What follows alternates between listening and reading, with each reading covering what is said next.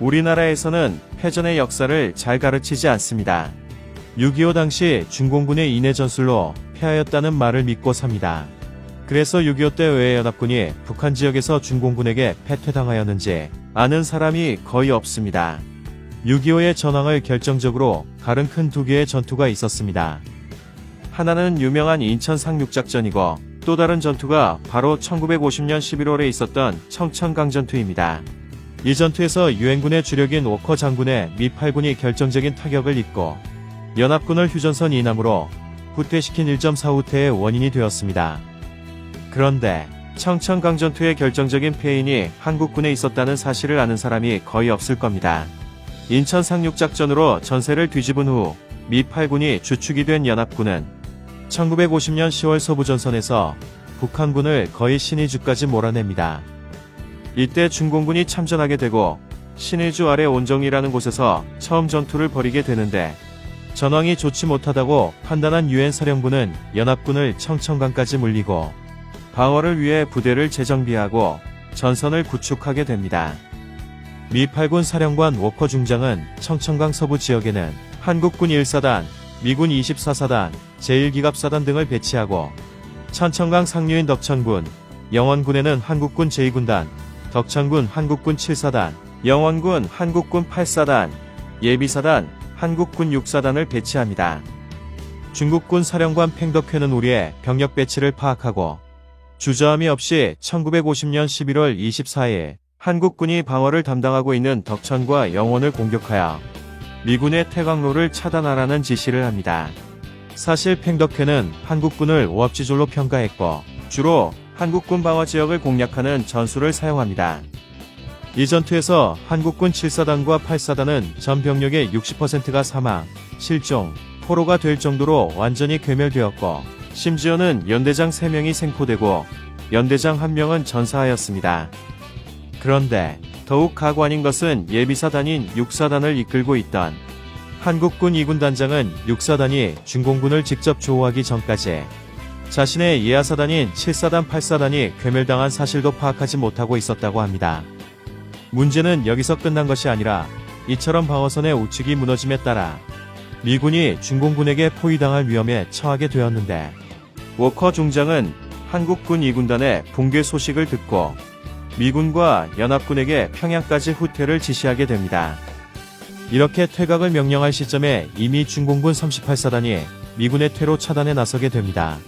중공군 38사단의 퇴로 차단에 맞서서 터키군 여단이 미군의 퇴로 확보에 나섰고 터키군이 용감하게 중공군을 차단하고 있는 기회를 이용하여 미군은 겨우 평양으로 철수할 수 있었고 1950년 12월 23일에는 임진강, 한탄강에서 전선을 형성할 수 있었습니다.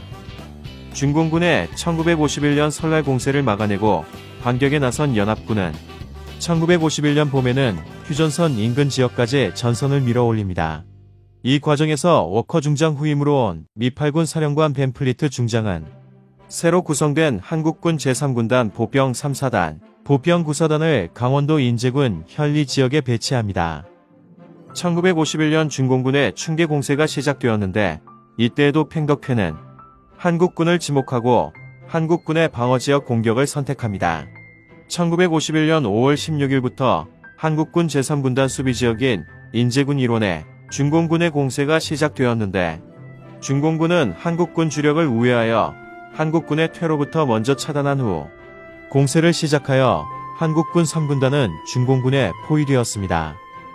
그런데 놀라운 일이 발생합니다. 위와 같은 상황이 발생하자 3군 단장이 부군 단장에게 지휘권을 위임하고 부하들은 남겨둔 채 비행기를 타고 도주하는 사태가 발생하게 됩니다. 당연히 3군단은 중공군에 포위된 채 괴멸되었고 병력의 60%는 사망, 실종, 포로가 되었습니다. 나머지 생존 병력도 무기를 버리고 개인별로 포위망을 뚫고 탈출하였다고 합니다. 이렇게 잡힌 국군 포로 중에 그 유명한 조청호 소위도 포함되어 있었습니다. 조청호 소위는 탈북하여 돌아온 후 지속적으로 그때까지 살아있던 당시 3군 단장에게 면담을 요청하였다고 합니다. 왜 그랬는지 물어보고 싶었답니다. 그러나 3군 단장은 끝끝내 조청호 소위의 요청을 거부하였습니다. 벤플리트 장군은 이런 한국군의 지휘부를 보고 황당하여 메가더에게 연락하여 한국군의 작전권을 빼앗아 달라고 요청합니다. 메가더 장군은 이승만 대통령에게 연락하여 한국군 지휘관들의 작전 지휘를 도저히 두고 볼 수 없으니 지휘권을 연합군에 넘기라고 요구하였고, 이승만이 장군의 요구대로 그렇게 하겠습니다라는 각서를 메가더에게 보내게 되는데, 이게 작전 통제권 이양이었습니다. 이 시점 이후 한국군은 자기 부대를 통솔할 뿐 작전 지휘도 금지되게 됩니다. 그런데 국민들이 잘 알지 못하는 더 놀라운 사실이 있습니다. 한국전의 분수령이 된 청천강 전투를 패전으로 이끈 한국군 2군 단장과 현리 전투에서 도망친 한국군 제3군 단장의 동일한 인물이라는 것입니다. 이 사람이 바로 유재흥 중장입니다. 유재흥 중 네가 어떻게 나한테 이럴 수 있어? 네가 어떻게? 나가.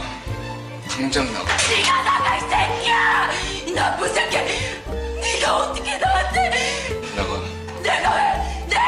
내가 왜? 자, 너 내가 너.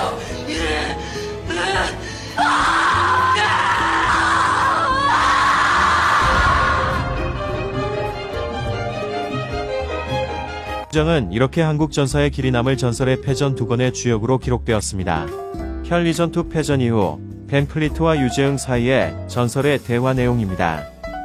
벤플리트 유전군, 당신의 군단은 지금 어디 있어? 유재흥, 잘 모르겠습니다. 벤플리트, 당신의 예하 사단은 어디 있어? 모든 포와 수송 장비를 상실했단 말이오. 유재흥, 그런 것 같습니다. 그런데 이것은 놀라운 일도 아닙니다.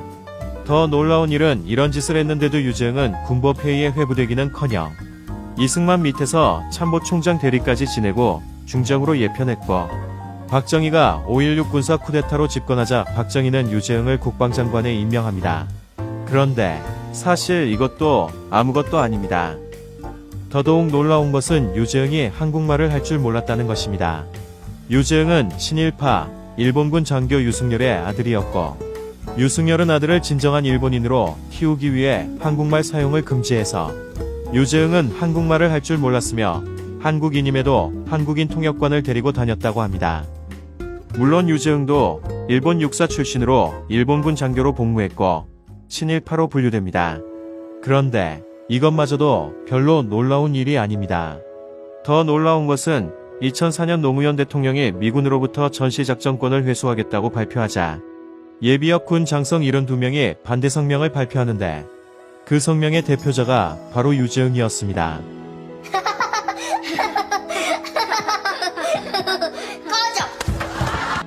즉, 자신의 황당한 짓으로 빼앗긴 작전 통제권의 환수를 본인이 스스로 반대하고 나선 것입니다.